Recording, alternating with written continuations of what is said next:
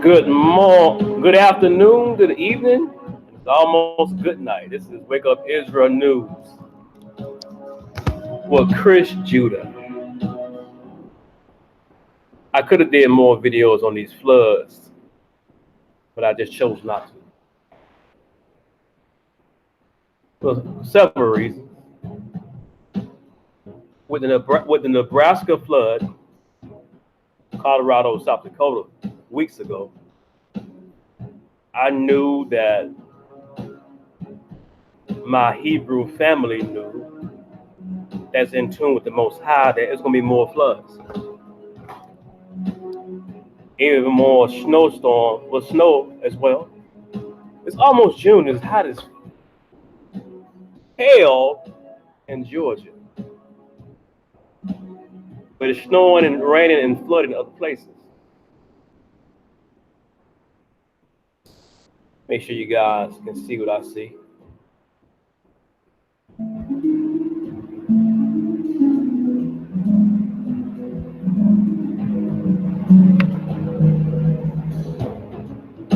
What's going on? Switch you guys back.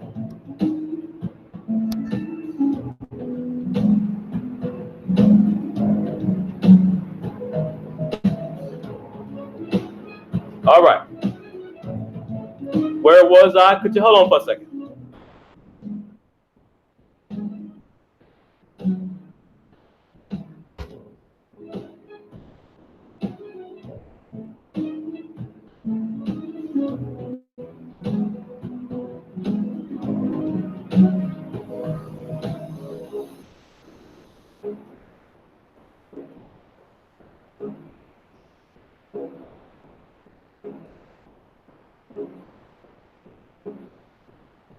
I put a cold rag on my head before I get started. Cool my head off. All right.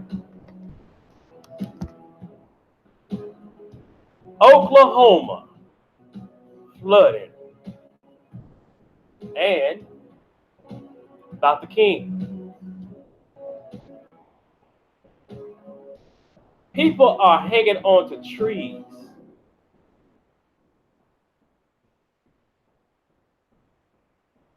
While they beg God, please. This stuff is going to get worse. I put in here flooding in Oklahoma and every damn thing up under the sun came up. But let's start with this video. Okay. CNN 3 hours ago. A violent EF3 tornado that hit Missouri's capital felt like an earthquake. The Most High is in the building. A preliminary review by the National Weather Service found that the powerful tornado that ravaged I was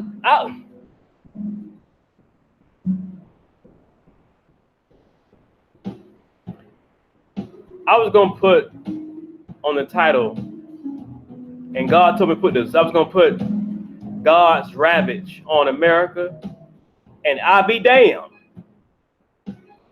And I be damned. A preliminary review by the National Weather Service found that the powerful tornado that ravaged Missouri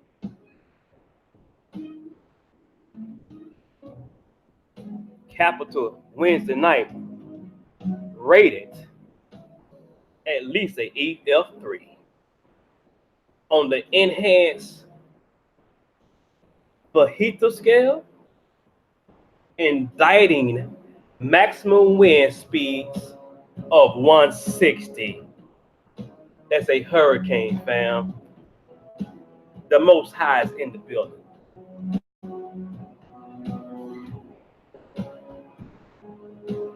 What is it that we don't get? What is it that we don't get?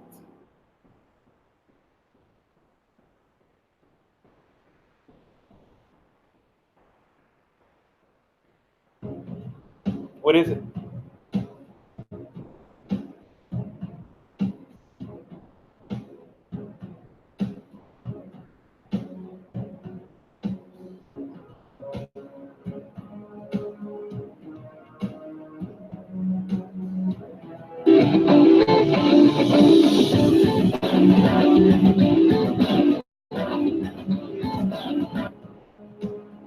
Thank you so much, Glenn.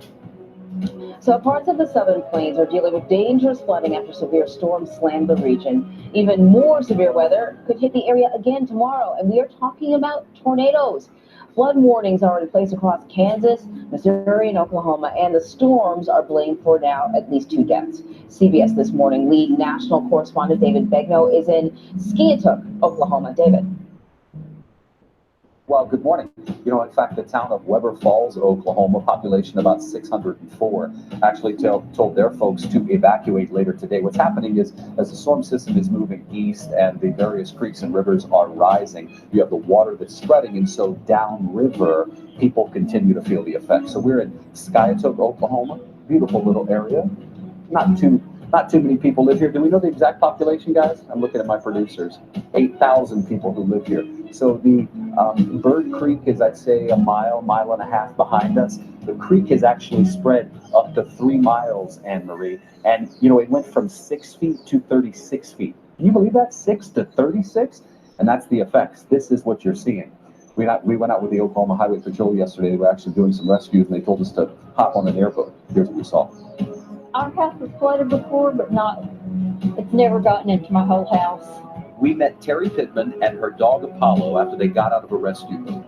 Terry says she had 8 feet of water in her home, and that's about 3 miles from Bird Creek.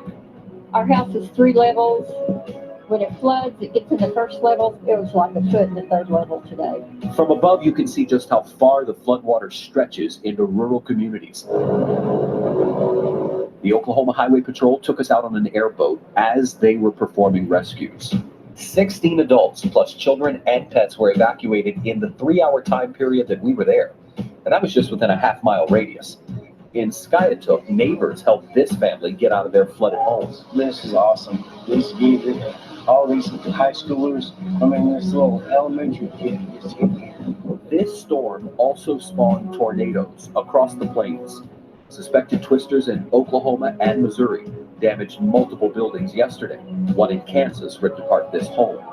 I had the family go to the basement, and as I watched, I saw a tornado spin up. Back in Skiatook, we met volunteers from the Avon Fire Department having dinner. The assistant fire chief told us as they were making rescues, their firehouse was being overrun with water. The entire town of Avon flooded. Man, David, when you show us video like that, it's a reminder that, you know, these first responders that are out there saving other people's lives, their homes and their families are at risk, and they're still out there doing the job. When I saw the number of people at the Highway Patrol were able to rescue out of their homes, including their animals, it occurred to me, these people really never expected the water to rise that much that fast. Well, so that's a good point. It came up quite quickly. I mean, I talked to some of the people, even Terry, who you saw at the start of our piece right there, who said, I've been living here for decades. And she said, the water rises, but it's never come this far up. Think about that. She has a 3-story home, and it was a foot into her 3rd story, right? Our crew was actually feeding video yesterday from a Mexican restaurant about a mile down the road. And we walked in, and it was the assistant fire chief from Avon who stopped us and said, man, let me show you some pictures from my firehouse. And Emery, you know, he told us he has a $28,000 budget. He said, I don't even have the money to replace what we lost. And these are stretchers and other equipment to perform first aid and really life-saving care. And he said, a storm like this, he said, it just wipes us out, man. Wipes us out financially. And it's not over yet, at least according to the forecast. They could be bracing for even more bad weather. Mother Nature, give these people a break, right, David? Sorry, black woman. The Most High can't give nobody a damn break. Like that TV show with Nell Carter. Give me a break. Oh, I sure need one. America would not get one. Sister.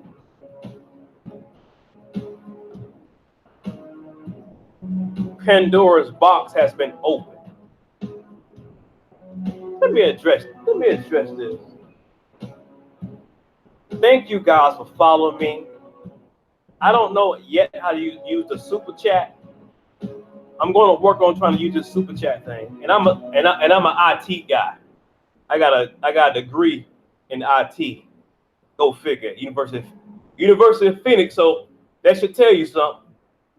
Besides that, I have to know how to use the super chat, and I gotta know how to use the so you guys can talk while I'm doing these live stream.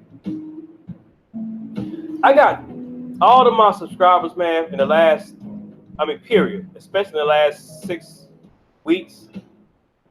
Thank you guys. I hope you guys enjoyed my videos, Pastor Stephen Darby videos. And I link his videos on here, and I put his information on there so you can go join his wife's channel. I don't do it to get views from his channel. I do it to introduce people to Stephen Darby. Because a lot of people don't know about Stephen Darby, Pastor Stephen Darby. He spoke about the weather. So I got 1,207 subscribers, but I've been stuck on 1,207 for the last 3 or 4 days. And it's mighty funny. As soon as I put that video out, the synagogues of Satan, Netanyahu, my subscriber count came to a halt. I thought that was kind of weird, but we're gonna keep it moving. The Most High ain't playing with these jokers. He ain't got no time for games. All this stuff that's going on. Let's go back. Let's go to another video. Let's go to this one. We're going to go down the line, family. Like the Soul Train. Going down the line. Most people think that they know what a fact is, but you'll find that many Tornadoes have unleashed massive flooding in parts of Oklahoma. For much of the day, emergency crews have been carrying out dozens of water rescues in areas near Oklahoma City. Families have been trapped in their homes, drivers stuck on the roads. Forecasters say several areas are at high risk for even more severe weather. The storm has started about 2 months ago. I had a dream of me and my cousin, my first cousin. I was in my house right now. He was out. I opened up my front door. He was outside the house in a paddle boat. He was outside my house in a paddle boat canoe, like. It was so much water in front of my house and across the street, the whole landscape. It wasn't muddy like we just seen. It wasn't really muddy like this. It wasn't muddy. It was blue. Like blue, like almost like a big lake, ocean, like a deep blue. And I dreamed, it was clear as day. It was a dream, but when I opened up my door, the street, the landscape, as far as I can see in front of my house, it was water.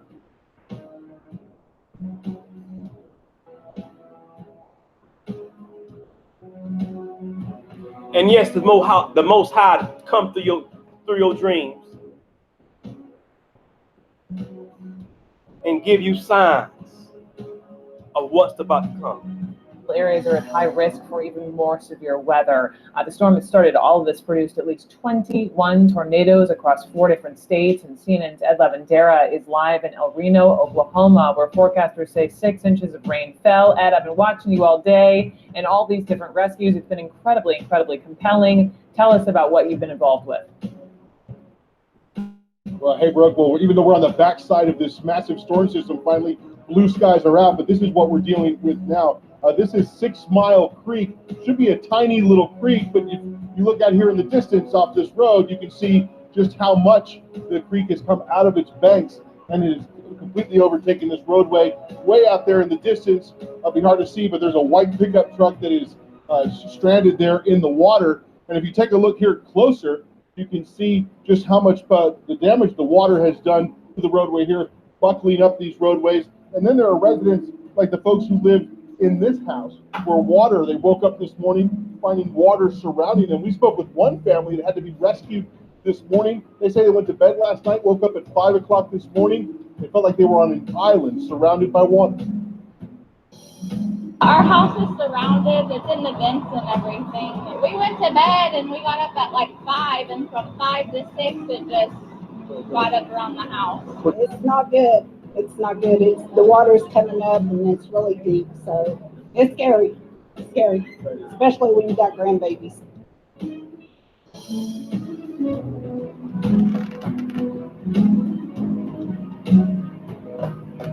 I'm pretty sure Eric Gardner want to grow up and see his grandkids. I'm pretty sure Trayvon Martin had a grandmother and a grandfather on both sides. I'm pretty sure that people are concerned with their family, just like y'all in Oklahoma. The Most High God ain't playing with these floods. There's more to come, and he ain't stopping. He has no mercy on this country or this earth. He saved the best for last. There were floods in South America. Brazil still having floods like no other. Argentina as well. Iran having floods right now. Europe having all type of chaos. Australia, Hawaii is getting judged. Hawaii is so bad they just stopped showing on the news. It was too much. The Most High have saved the best for last with America. People clinging on trees, trying to get away these floods from last night and the night before. 50 tornadoes touched down in like a weekend. 50 tornadoes. My mother just came in here, and I don't know if I've told her, but like I told you guys, I had a dream 2 months ago with my first cousin, Felania. I went outside my house. He was outside in front of my house in a paddle boat, and it was nothing but water as far as the eye can see. And look at all this flood going on, all these flooding. Brazil cannot stop flooding. The Portuguese brought the Europeans to Brazil to lighten up the continent because they said that the people, the black descendants of slaves that they brought down there on that island and the indigenous people was too dark. So they wanted to bring the Portuguese people down there and mix with the dark-skinned indigenous people and make them lighter. And that symbol of white Jesus, that Edomite devil, is in Brazil. A slap in the face to the Most High. His son is a son of burnt brass skin and woolly hair. We're gonna watch this video.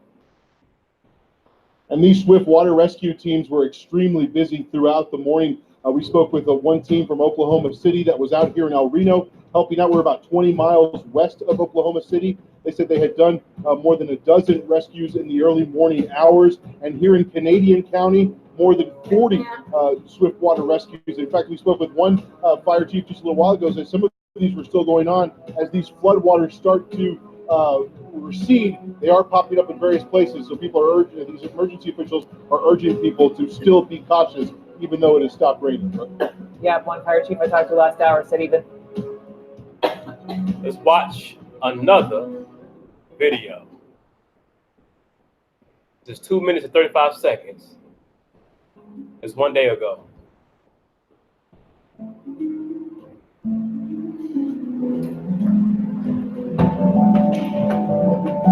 Hey there, I'm Matt Clark, co-founder and chairman of Amazing. If you sell on Amazon, you want to listen closely. We're going to move on to this. Severe storms in the middle of the country are now blamed for 2 fatalities. Flooding is the biggest danger right now, with many areas underwater in Missouri, Oklahoma, and Kansas. Flood warnings are up across the region, and a new round of storms could sweep in tomorrow. CBS This Morning lead national correspondent David Begnaud is in Skiatook, Oklahoma. That's northwest of Tulsa. David, good morning.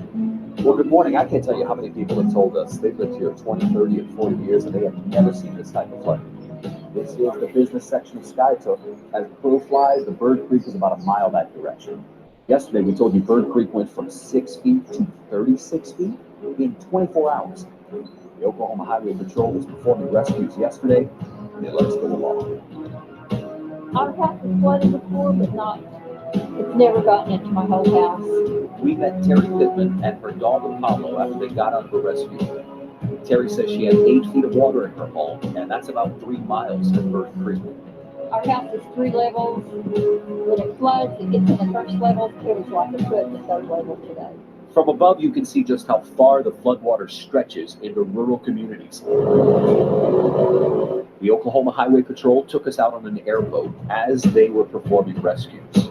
16 adults plus children and pets were evacuated in the 3-hour time period that we were there. And that was just within a half-mile radius. In Skiatook, neighbors helped this family get out of their flooded homes. This is awesome. These kids, all these high schoolers, I mean, this little elementary kid. This storm also spawned tornadoes. You're gonna need all the help and you call that volunteers you can get. Across the plain, suspected twisters in Oklahoma and Missouri damaged multiple buildings yesterday. One in Kansas ripped apart this home. I had the family go to the basement, and as I watched, I saw a tornado spin up. Back in Skiatook, we met volunteers from the Amen Fire Department having dinner. Let's stop. Look at that. Look at that room. Look at that. We're gonna pause here. We're gonna go to Dr. King.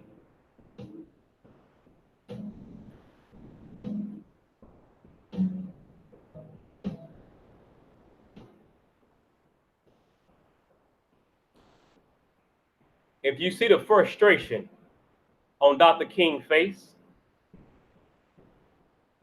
same frustration the Most High had.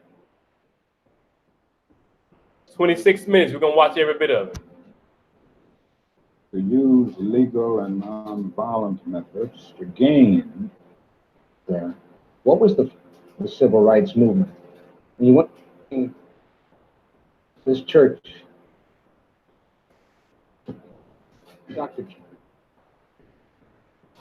Okay, civil rights, King, Anoka, roll 20, sound 36.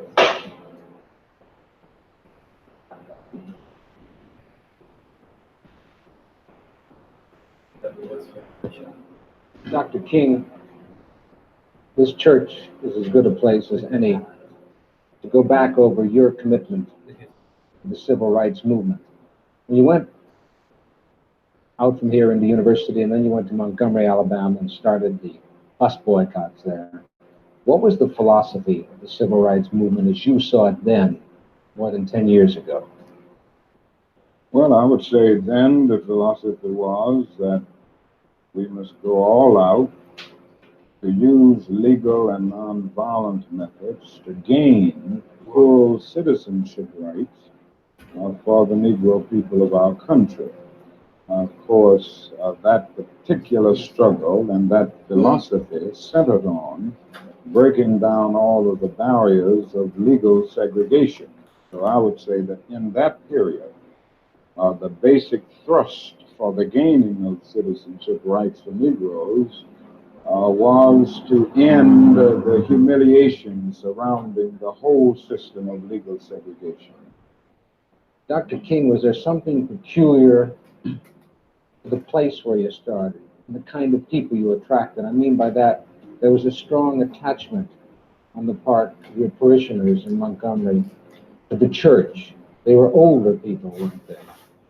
Yes, I would say by and large they were older people who participated in the boycott because they were the ones using the bus more than anybody else. And Montgomery was a community predominantly church-centered, so that it was very easy to get to the vast majority of Negroes because they were in some way connected with a church in the community. Sir, in addition to your commitment to the idea of nonviolence, wasn't it also the only thing you could do, the white community having the monopoly on violence, that if you had tried violence, they would have met it with violence? It was the only device open to you, wasn't it? Well, I'll put it another way, that morally, I was led to nonviolence because I felt that it was the best moral way to deal with the problem. We were seeking to establish a just society. And it was my feeling then, and it is my feeling now, that violence is certainly much more socially destructive, and it creates many more social problems than it solves. So I was led to nonviolence for these moral reasons. Now, there is no doubt about the fact that in our struggle in Montgomery and all over the United States for that matter, nonviolence is also practically sound. It would just be impractical for the Negro to turn to violence. He has neither the instruments nor the techniques of violence. We are about 10 or 11% of the total population of the nation, and I would say we're about 1/10 of 1% of the firepower. So it would just be totally impractical and unwise and unrealistic for the Negro to think of violence. Well, I saw this in the beginning in Montgomery, but this wasn't the basic reason that I turned to nonviolence and that I believed in it as a philosophy. I turned to it because I felt that it was the morally excellent way to deal with the problem of racial injustice in our country. Is there something about nonviolence that made it, and I use that in the past tense, that made it more useful among Southern Negroes than the ghetto Negroes of the North? I wouldn't say there's anything that makes it more useful to Southern Negroes. I think it is true that we've had more nonviolent movements in the South because the problem for many years was more crystallized and since more visible in the South. We didn't have many civil rights activities on a massive scale in the North until 3 or 4 years ago. So I would say that we just haven't had a chance to experiment on a broad scale with nonviolence in the Northern ghetto. I have the feeling that nonviolence is as applicable and workable in the Northern ghetto as it is in the South. There's a larger job there. The frustrations at points are much deeper. The bitterness is deeper. And I think that's because in the South we can see pockets of progress here and there. We really made some strides that are very visible, and every Southern Negro knows that he can do things today that he couldn't do 4 or 5 years ago. Whereas in the North, the Negro sees only retrogress, and he doesn't find it as easy to get his vision centered on his target, the target of opposition, as he does in the South. Consequently, this is made for despair and at many points cynicism, a feeling that you can't win. And it simply means that we've got to develop in the North a massive job of organization and mobilizing forces and resources to deal with the problem of the ghettos of the North, just as we've done it in the South. In the South, particularly in Alabama, you had visible villains: Jim Clark, Bull Connor, cattle prods, police dogs. But in the North, you don't have those visible villains. Isn't it hard to get your people aroused and directed at something that isn't visible? Well, that's exactly right, and this is what I was saying when I said it's harder to see a target. In the South, in the nonviolent movement, we were aided always, on the whole, by the brutality of our opponent. It isn't the same way in the North. The other thing is that you don't have legal segregation in the North as you do in the South. So it is much more difficult to get people to see exactly what you're doing, but it isn't an impossible job. It's a hard, it's a tedious job at times to get people to be aroused from their apathetic slumbers, but I still feel that Negroes in the North can be motivated just as they were motivated in the South. And I think as time goes on, with growing economic deprivation in the Negro community, it will even be easier because people will come to see that not only is something wrong in general, but something is wrong in particular in their own economic and housing situation. Well, what is it? I mean, how do you find it? It's very subtle in the North, is it not? Subtle, but it's becoming much more visible. Anybody can see that the schools are more segregated in the North today than they were in 1954 when the Supreme Court rendered its decision declaring segregation unconstitutional. Anybody can look around the ghetto and see that ghetto schools are predominantly segregated and devoid of quality. Anyone who moves through a major ghetto of our country will see the housing conditions.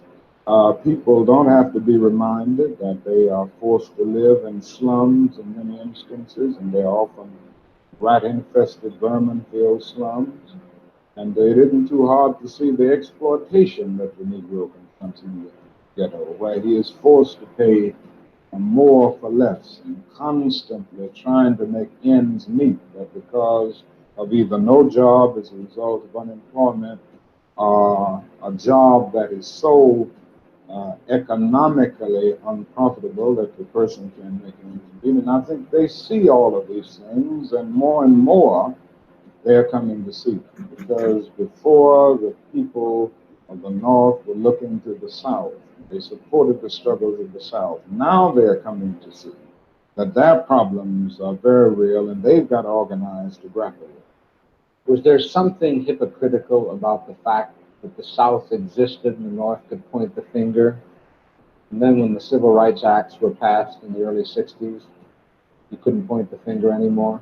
Well, there was no doubt about the hypocrisy of large segments of the nation on the whole question of racial equality. I think the best example is that many of the senators from the North and the West, congressmen generally, who voted for civil rights legislation in 64 and even in 65 with the Voting Rights Bill, refused last year to vote for civil rights legislation because it dealt with an issue applicable to the North, the whole housing question. And this, it seems to me, was the greatest expression of the hypocrisy of many of our citizens and many of the senators and congressmen of the North. Isn't that part of the dilemma now? That people knew that Negroes were being denied what was guaranteed to them by the Constitution, by the fact that they were citizens of this country. Then when they were given those rights, do you feel the white community said, well, we've given them all that we have, now it's up to them?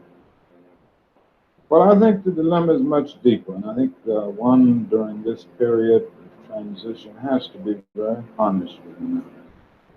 And honesty impels me to admit that America has broad racist elements still alive. Racism is still existing in American society in many areas of society, North and South. And the other thing is that there has never been a single, solid, determined commitment of large segments of white America on the whole question of racial equality. I think we have to see that vacillation has always existed, ambivalence has always existed, and this to me is the so-called white backlash. It's merely a new name for an old phenomenon. I see the white backlash as a continuation of the same ambivalence and vacillation of white America and the whole question of racial justice that has existed since the founding of our nation. I think the other thing that we must see at this time is that many of the people who supported us in Selma and Birmingham were really outraged about the extremist behavior toward Negroes. But they were not at that moment, and they are not now, committed to genuine equality for Negroes. It's much easier to integrate a lunch counter than it is to guarantee an annual income, for instance, to get rid of poverty for Negroes and all poor. It's much easier to integrate a bus than it is to make genuine integration a reality, and quality education a reality in our schools. It's much easier to integrate even a public park than it is to get rid of slums. And I think we are in a new era, a new phase of the struggle, where we have moved from a struggle for decency, which characterized our struggle for 10 or 12 years to a struggle for genuine equality. And this is where we're getting the resistance because there was never any intention to go this far. People were reacting to Bull Connor and to Jim Clark rather than acting in good faith for the realization of genuine equality. Do you think white people in this country, and I'm talking about non-segregationists, people thinking they're devoid of racism, do you have any idea what they want the Negro to be in America? Well, it depends on the level that we are talking here, because I think you have to make a distinction between the people who are genuinely and absolutely committed in the white community on the question of racial equality. And I must confess that I think they are a very small minority. I think the vast majority of white Americans will go but so far. It's a kind of installment plan for equality. And they are always looking for an excuse to go but so far. Why are they looking for the excuse? What is it about the Negro in every other group that came as an immigrant somehow, not easily, but somehow got around it? Is it just the fact that Negroes are black? That's a part of it. And that grows out of something else. You can't thingify anything without depersonalizing that something. If you use something as a means to an end, at that moment you make it a thing and you depersonalize it. The fact is that the Negro was a slave in this country for 244 years. That was a willful thing that was done. The Negro was brought here and changed, treated in very inhuman fashion. And this led to the thingification of the Negro. So he was not looked upon as a person. He was not looked upon as a human being with the same status and worth as other human beings. And the other thing is that human beings cannot continue to do wrong without eventually rationalizing that wrong. So slavery was justified morally, biologically, theoretically, scientifically, everything else. And it seems to me that white America must see that no other ethnic group has been a slave on American soil. That is one thing that other immigrant groups haven't had to face. The other thing is that the color became a stigma. American society made the Negro's color a stigma. And that can never be overlooked. So I think these things are absolutely necessary. The other thing is that America freed the slaves in 1863 through the Emancipation Proclamation of Abraham Lincoln, but gave the slaves no land or nothing in reality, and as a matter of fact, to get started on. At the same time, America was giving away millions of acres of land in the West and the Midwest, which meant that there was a willingness to give the white peasants from Europe an economic base.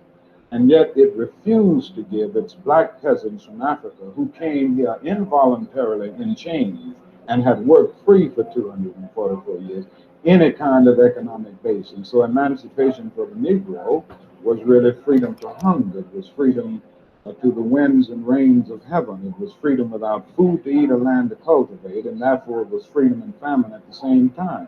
And when white Americans tell the Negro to lift himself by his own bootstraps, they don't look over the legacy of slavery and segregation. I believe we ought to do all we can and seek to lift ourselves by our own bootstraps. But it's a cruel jest to say to a bootless man that he ought to lift himself by his own bootstraps. And many Negroes, now thousands and millions, have been left bootless as a result of all of these years of oppression and as a result of a society. He said by the thousands and millions of black people has been less bootless and strapless.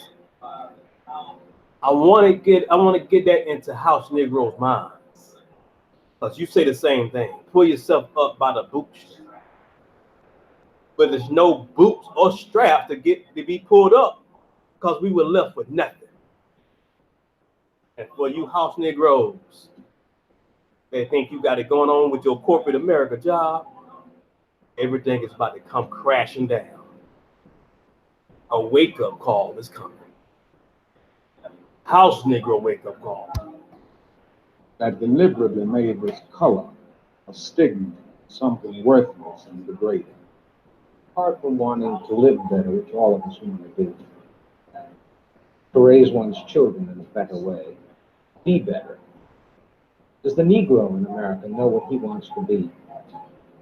I'm convinced that almost every Negro in this country, other than those who have been so scarred by the system that they've become pathological in the process, and we all have to battle with pathology.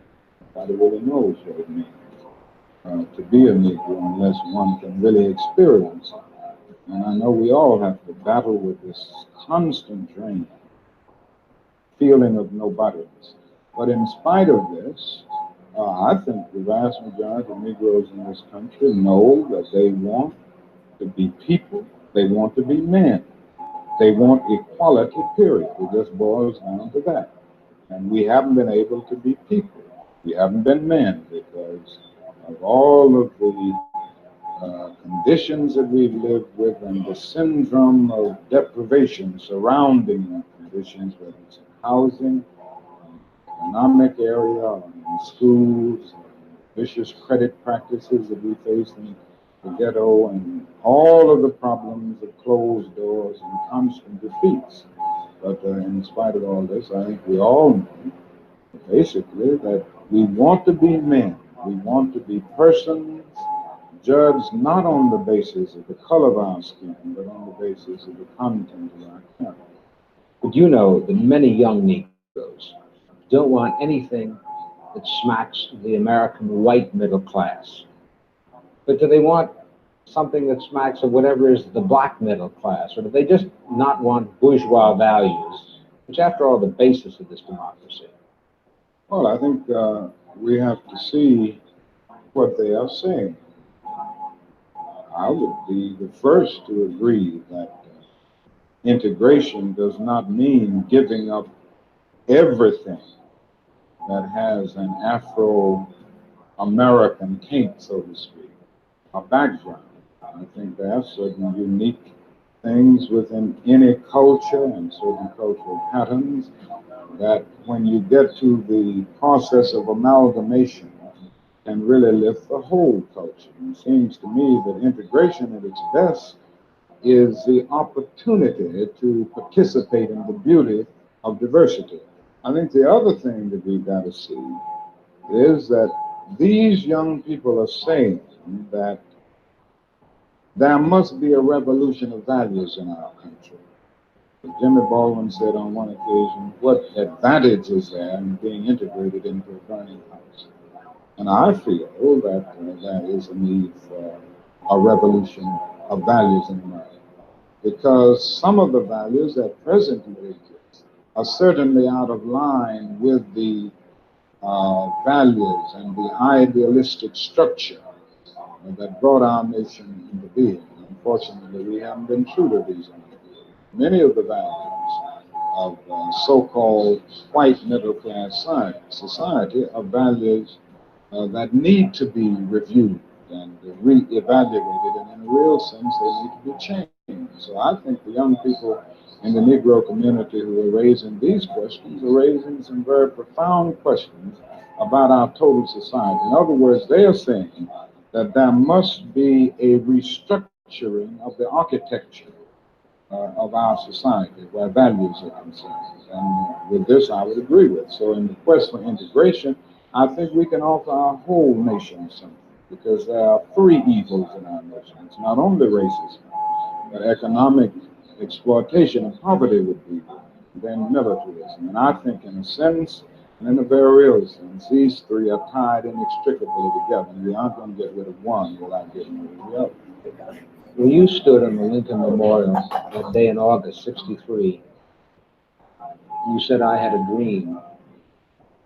Did that dream envision you could see a war in Asia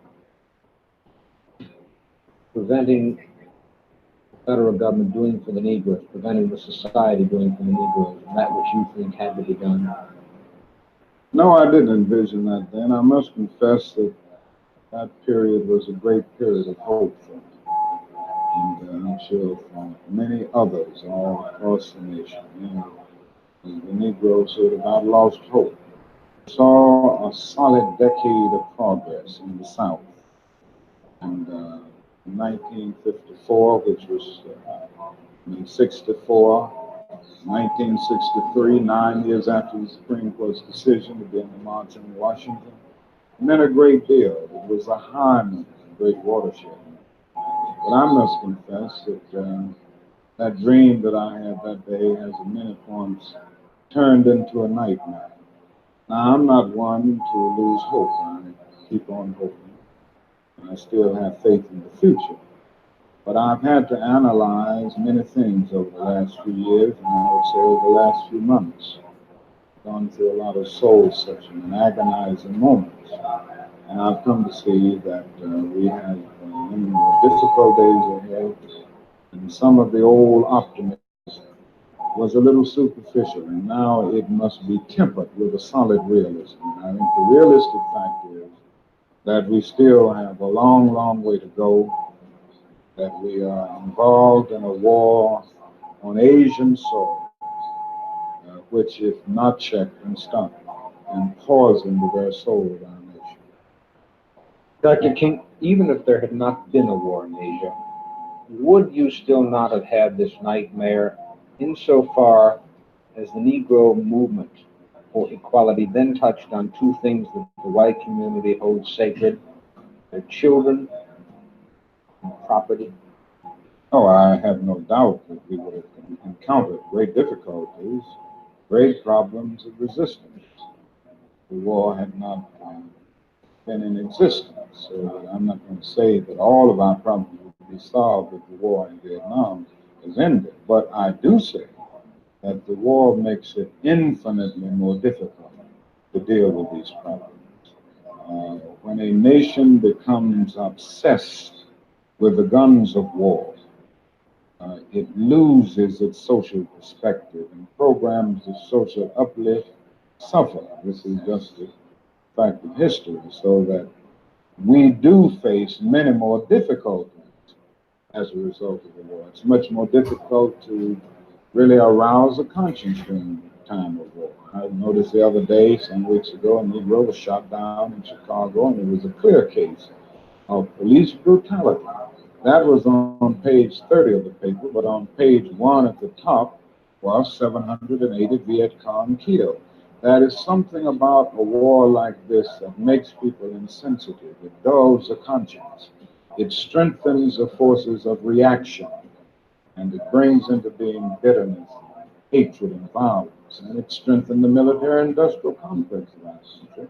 And it's made our job much more difficult, because I think we can go along with some programs, if we didn't have the war on our hands, that would cause people to adjust to new developments, just as they did in the South. They said they'd never ride the bus with us, drugs would go in the streets, they wouldn't go to school, all of these things. But when people came to see that they had to do it because the law insisted, they finally adjusted. And I think white people all over this country will adjust once the nation makes it clear that in schools, in housing, we've got to learn to live together as brothers. I think the biggest problem now is that we got our gains over the last 12 years at bargain rates, so to speak.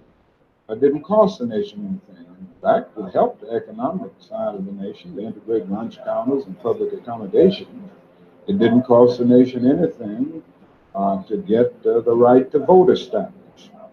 Now we are confronting issues that cannot be solved without costing the nation billions of dollars. Now, I think this is where we're getting our greatest resistance.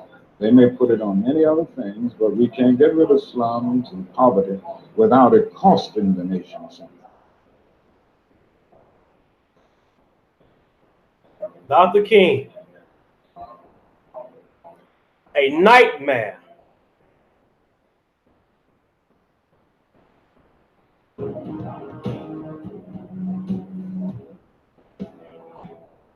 night's man.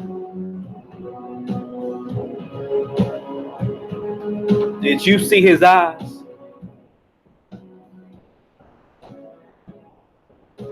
Did you see his eyes? He was tired. And the Most High is tired too. All this marching for your equal Negro rights has came to a halt. You don't have no rights outside of Yah, Negro. So stop asking this enemy, which is Esau, which is Edom, which is Europe,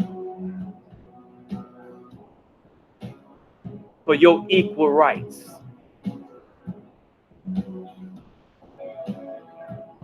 There's no equal in the spiritual world or the physical in God's eyes. If it was, it explains 70,000 Europeans dying from a heat wave in Europe in 2003, a heat wave called Lucifer. I don't see Negroes dying like flies.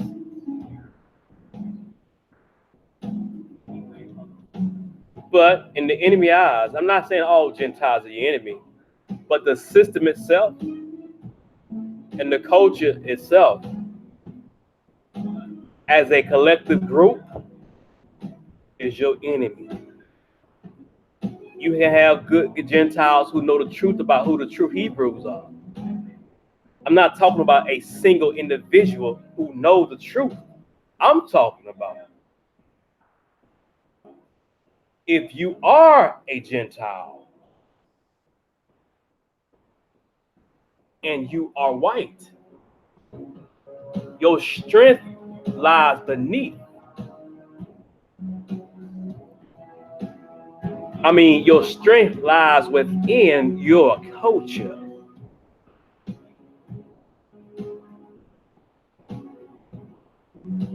A friend of mine just told me she works in the HR department. Don't you know that she say some of the recruiters who's trying to hire people for jobs will look on their resumes at their address. If it's in New York and they live in Brooklyn, they'll be like, oh, I know that neighborhood. No, they don't. My ex do because she lives in Brooklyn. She's from there. But them other people will look at and they will judge where you live before they give you a job or even call you for an interview. Do you understand me?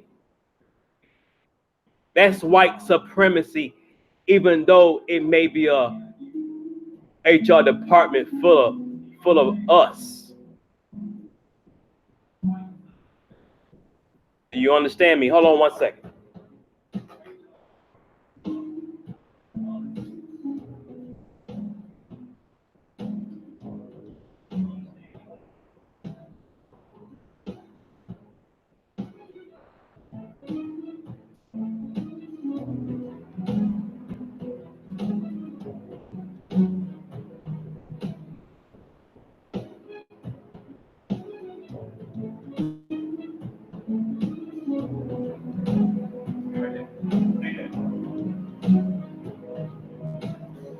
I'm back.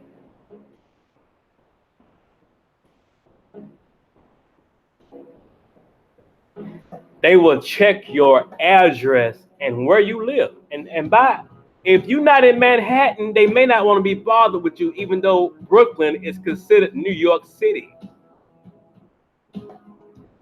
She said that Queens, if they see Queens on the resume, they might be a little bit at ease. So let me explain this to you, fam. I'm from Atlanta, South Fulton, south of the airport, right? I lived in New York before. And I know what she means about the areas. Do you know why they would consider Queens a better choice of a candidate for the job if they lived in Queens instead of Brooklyn? Brooklyn, East New York, and all the Crown Heights, Tompkins Project, Marcy, all that type stuff have a reputation. So do Queens, Jamaica Queens, and those other places. But the Queens are known, honestly, where the mob live. The mob live in those nice areas. Even James Brown lived in Queens. And when you go to Forest Hills, Queens, the landscape is beautiful, man. Yeah, it's nice. Queens is nice. I'm not gonna lie, Queens is nice. She even said they'll consider somebody from Jersey before Brooklyn. So let me tell you this, and I don't even want to say the Bronx, but then again, there's a lot of Italians in the Bronx.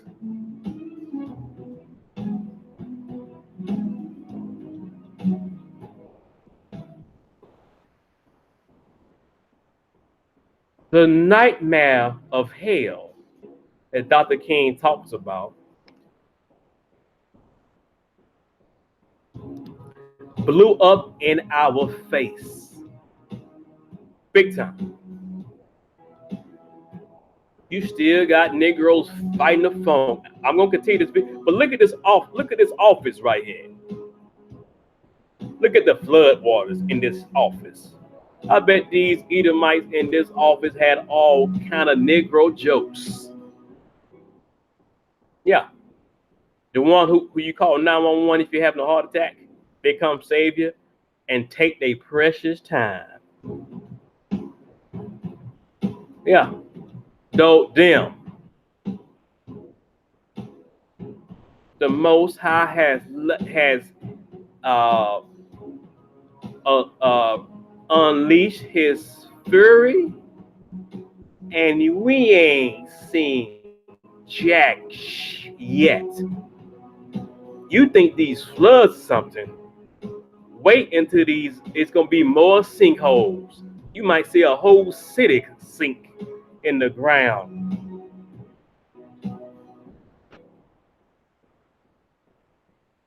Let's continue this video. Assistant fire chief told us as they were making rescues, their firehouse was being overrun with water. The entire town of Avon flooded. The assistant fire chief told me he has a $28,000 a year budget, and he said, I can't even afford to replace what we lost in this flood. As we are on the air right now, the town of Weber Falls, Oklahoma, it's about an hour from where we are, is asking everybody to evacuate. There's roughly 600 people that live in the town. The water is expected to rise there, and they want people to get out now.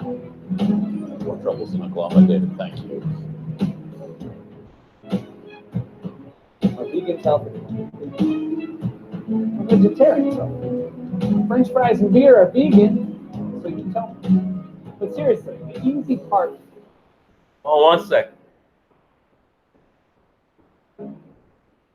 Life-threatening flooding in Oklahoma. Life-threatening, huh?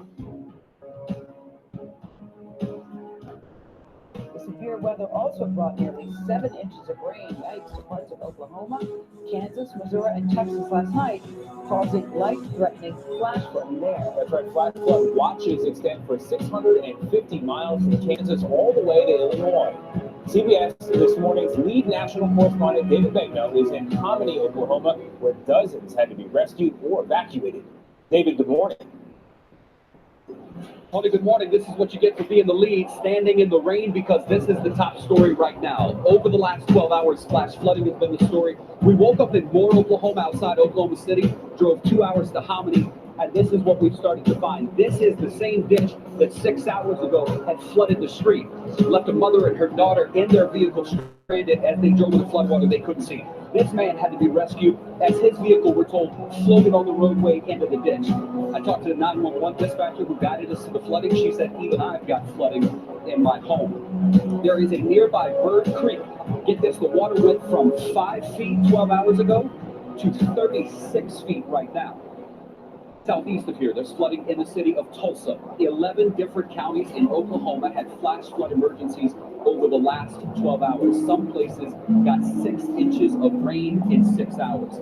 As we move forward throughout the day, look for the flooding and the heavy rainfall heading into Missouri and Arkansas. David, thank you.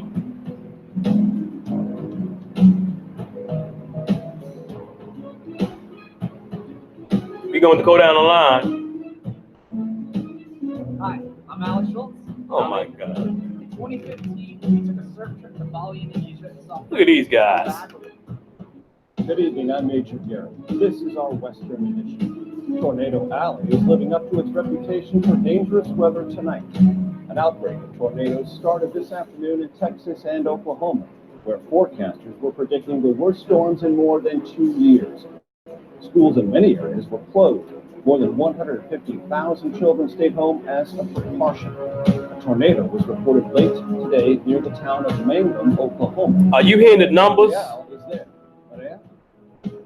The strength of this tornado. You're going to need more than rain boots. This was its path. Witnesses tell us it was huge, and you can actually see it was strong enough to take off the roof and the walls of this County 4-H building. This is all that's left behind right now. We also know across the field a barn was damaged, 3 homes, and an apartment complex. These are the first images of a huge tornado that touched down near Mangum, Oklahoma. These are 2 tornadoes. And in Crescent, Oklahoma, these 2 tornadoes were on the ground just about a mile apart. These storms follow a day of severe weather with powerful gusts of wind and rain pummeling the southern plains. The threat is so severe that NOAA's Storm Prediction Center issued a rare warning, a high risk of severe weather from northwest Texas to central Oklahoma, their most serious warning in more than 2 years. Very strong, violent tornadoes. Our David Begno caught up with News 9 storm chasers Hank Brown and his wife Patty Brown. Hank's a firefighter, Patty's a nurse. Talk about ride or die. More on the die side, because you're trying to find a tornado. She is riding with her husband, even in a tornado chase. You can't have some of us stick together because somebody done lost a damn job. You see how Esau got our minds messed up? And for those Negroes who think that you too good and that somebody's struggling to get a job, your time is coming. I know Negroes like this. You done took on the mindset of Esau. You just think you just so this and that. You think brothers lazy, don't want to work.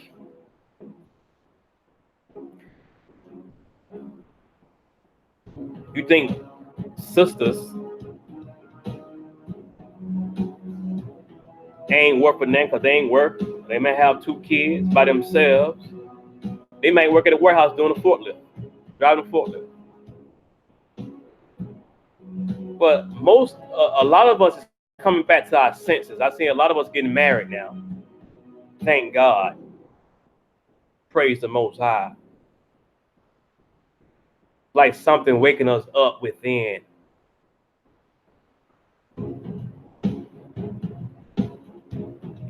Once you wake that sleeping giant up of God himself, along with his children, because the God gonna wake us up anyway, it's a wrap. You can chase all the tornadoes you want to because the Most High is chasing y'all ass. What's different about the forecast for today? I've been chasing 20 years, and my wife and I doing this. We've seen 4 or 5 of these setups. More than 50 tornadoes tore through the country's midsection this past week. Am I over the road? Storm chasers in Mineola, Kansas, captured several large tornadoes forming and narrowly avoided Flipping trucks over like they pennies, in front of their vehicle. like they remote control cars. From the air, you can see the trail of destruction left behind in Geronimo, Oklahoma. So far, there are no injuries reported in this area, but Oklahoma is not out of the woods yet. We do understand there are more storms that are coming through this area overnight, and flooding could be a major issue. The severe weather also brought nearly 7 inches. Wait a minute, family. Somebody clean the trees right here. Somebody hanging on the dear life. Job of anyone else. Why accept it from an allergy pill? Flonase relieves sneezing, itchy, watery eyes, and a runny nose, plus nasal congestion, which most pills don't. It's more complete allergy relief. Flonase.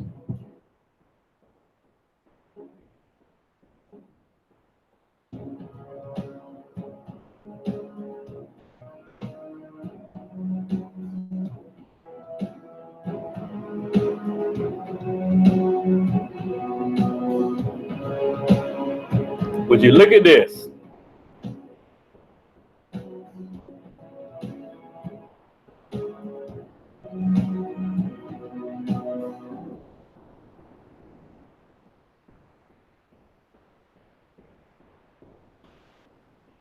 She kissed both of them.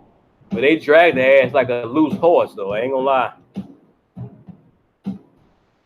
She got out of there. They had to rescue the rescuers.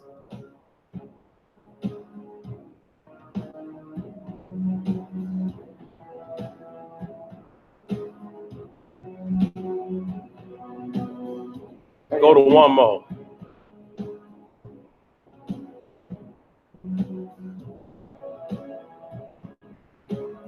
Check this one out. Dangerous storms that triggered flash floods and more than 24 reports of tornadoes are moving east tonight through Arkansas, Missouri, and Illinois. St. Louis is bracing for wind gusts near 60 miles per hour. I would throw down my wrath on Edom We're busy in Oklahoma and Missouri and restore Israel. people in their cars and homes. Doesn't that sound familiar, fam? Of El Rio, Oklahoma. A night of torrential rain turned into a day of rescues.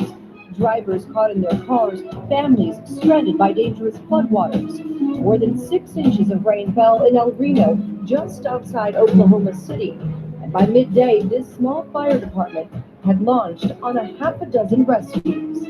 Overnight, this creek turned into a river because of the storm system that came through. You can see there is a water rescue happening just behind me, a mother and her child. We understand there have been several rescues in this area. Dozens of homes have been flooded out. From the air, a collection Y'all remember O.J. Remore on ABC in the 80s? After these messages, we'll be right back. After this flood, y'all say he'd be right back. He got more ass whipping to do. This is the same system that spawned more than 24 reported tornadoes in 4 states. Back in Mangum, Oklahoma, Brenda Rogers rode out the storm in a laundry room. And you see it just coming a little closer, and finally my husband says, we're going to have to go somewhere. Crews are now working around the clock to clean up the aftermath before the next storm moves through this waterlogged landscape. One emergency manager was begging people to stay home because they didn't have enough police officers or barricades to keep drivers away from these flooded waters.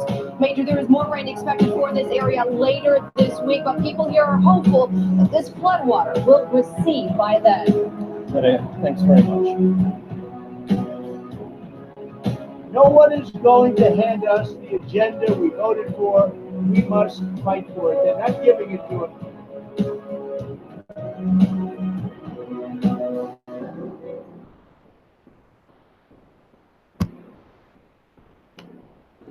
A tornado watch is in effect across the southern plains today. Over a dozen tornadoes touched down in Oklahoma. The Most High is here. Texas and Missouri. He ain't playing. Monday, causing He ain't got time to play.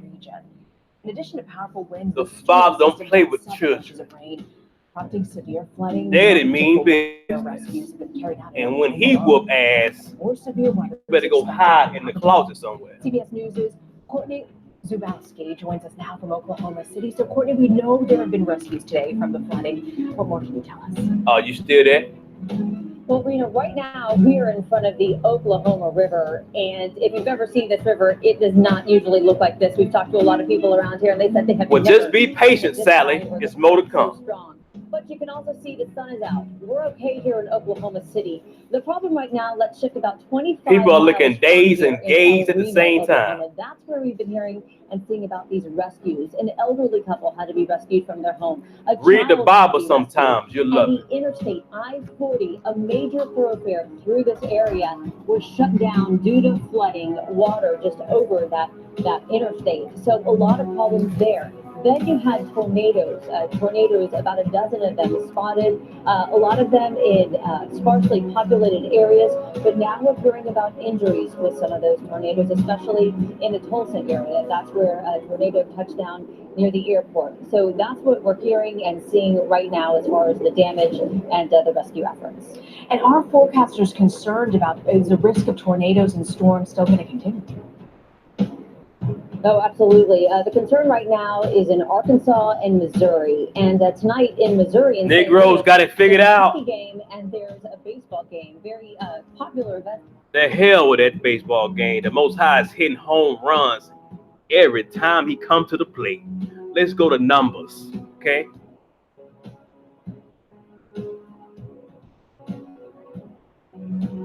Number 6. We're going to start off with verse 1 so you can know who our Father is and how he wants us to look like. He wants us to look like him. You know.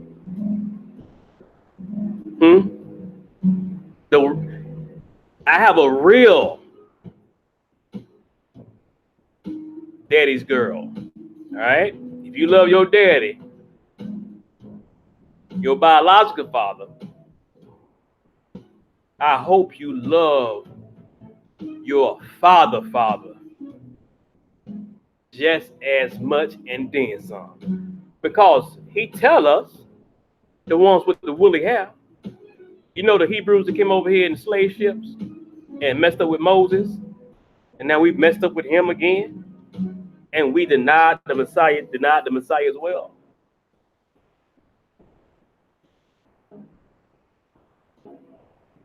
Number 6, Nazareth laws. Then the Lord said to Moses, give the following instructions to the people of Israel. If any of the people, either man or woman, take the special vow of Nazareth, setting themselves apart to the Lord in a special way, they must give up wine and other alcoholic drinks. They must not use vinegar made from wine or from other alcoholic drinks. Wow. They must not, I've been drinking apple cider vinegar. Well, but what a law. Okay, let me keep reading. They must not drink fresh grape juice, and they must not eat grapes or raisins. Hey, as long as they are grapevine, not even the grape seeds or skins. They must never cut their hair throughout the time of their vow, for they are holy and set apart to the Lord.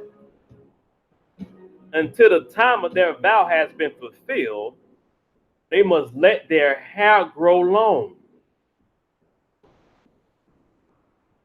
And they must not go near a dead body during the entire period of their vow to not defile themselves. For the hair on their head is the symbol of their separations to God. This requirement applies as long as they are set apart from the Lord.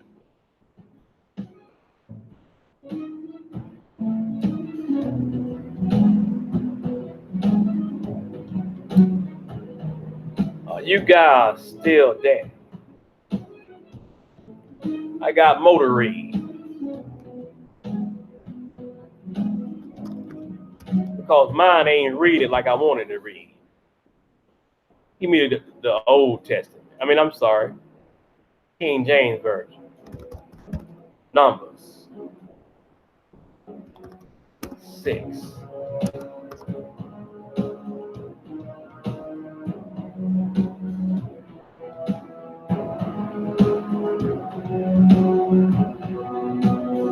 No, I don't want that. I just want number 6.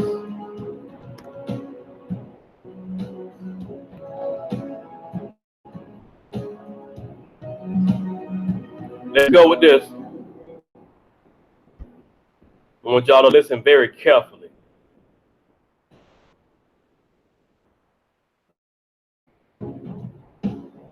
Now I said let the hair grow long. I'm gonna skip some stuff.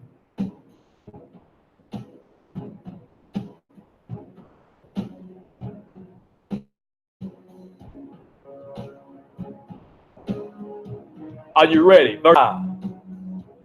All the days of vow of his separation, there shall no razor come upon his head, until the days be fulfilled in which he separates himself unto the Lord the Most High Yah.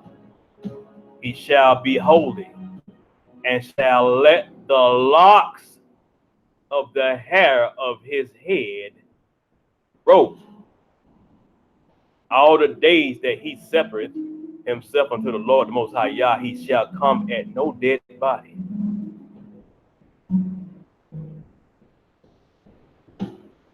He shall not make himself unclean for his father, or his mother, or his brother, or his sister when they die, because the consecration of his God is upon his head. Because the consecration of his God is upon his head. Because the consecration of his God is upon his head. You wear those locks, you grow your face out. And when you wear your hair in a natural, my sister and my brother, yes, I got a bald head because I was thinning at 24, 23.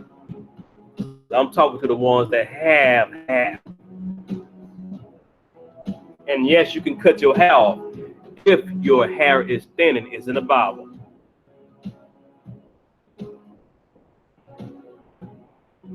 When we grow our hair out, or our beards, our facial hairs, our natural hairstyle,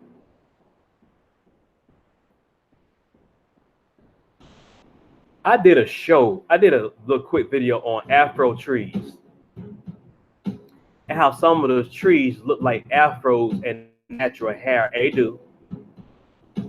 Spot on. Selenium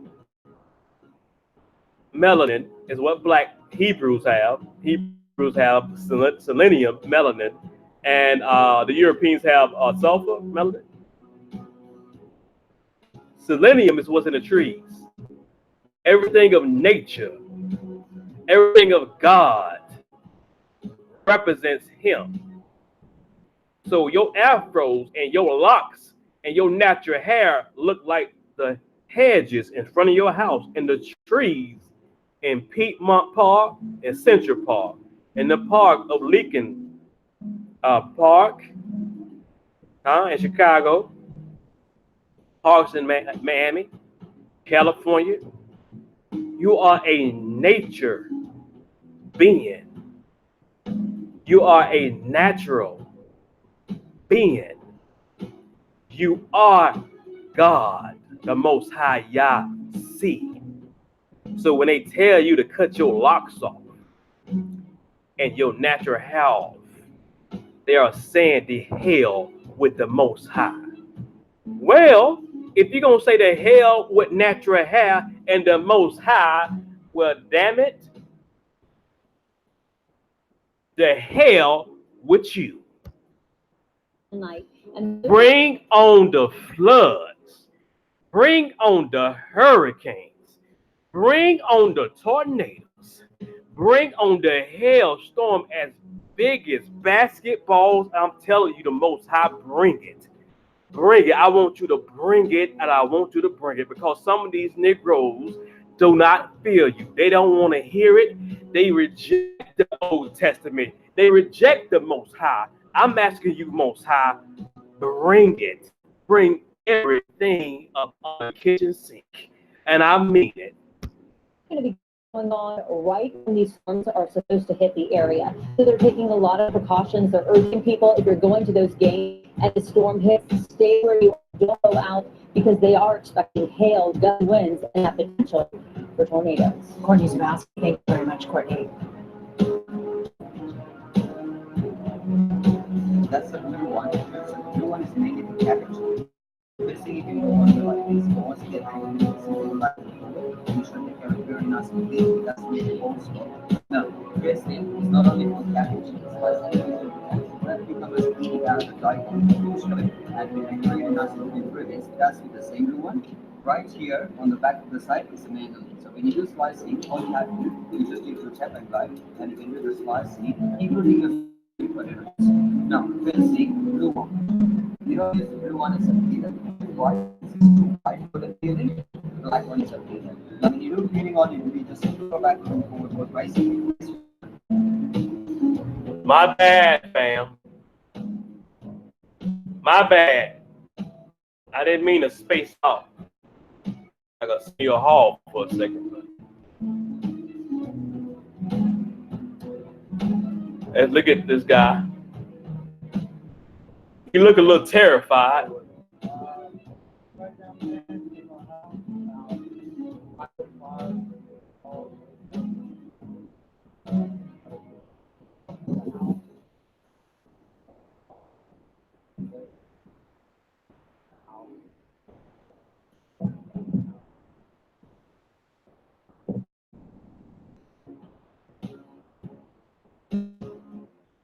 I didn't hear you. Let me see it. And for your situation,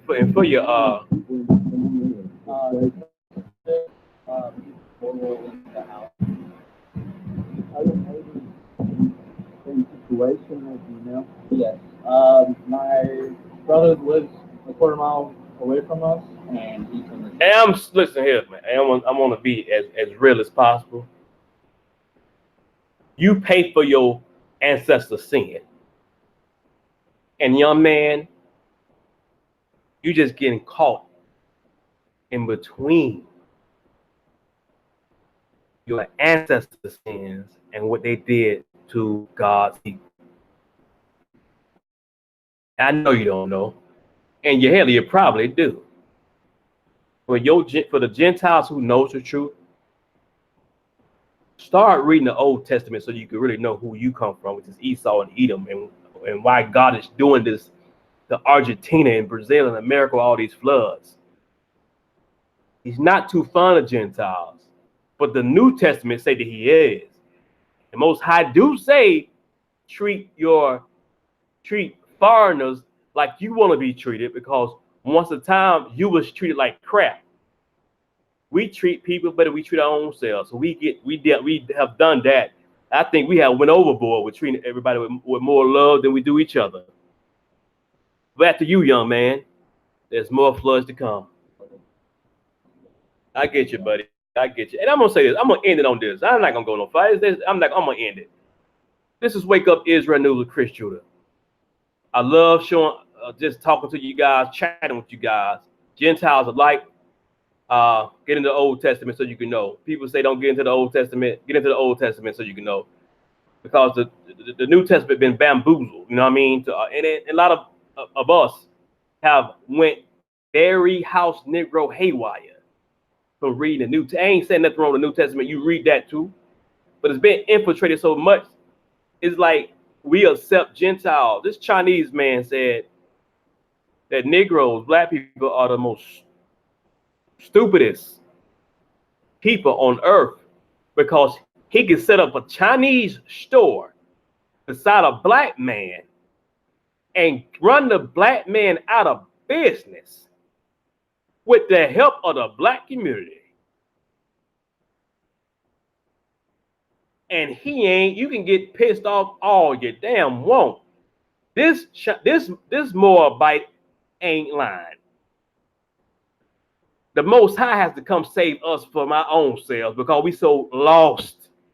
I said with so much passion, we are a lost cause. It's been Wake Up Israel News with Chris Judah. See you next time. Love you guys. Shalom.